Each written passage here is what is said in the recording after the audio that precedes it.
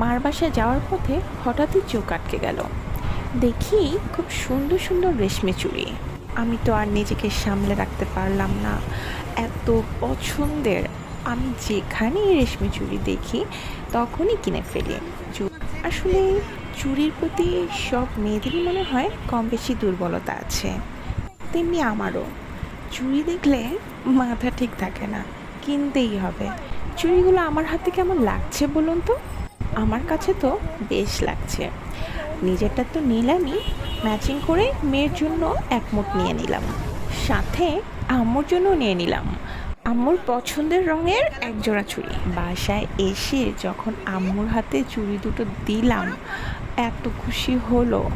আসলে এই খুশিটা লাখ টাকা দিয়েও মনে হয় কেনা যাবে না। সত্যি খুব শান্তি লাগলো। এইটুকুতেই আমার আম্মু যে খুশি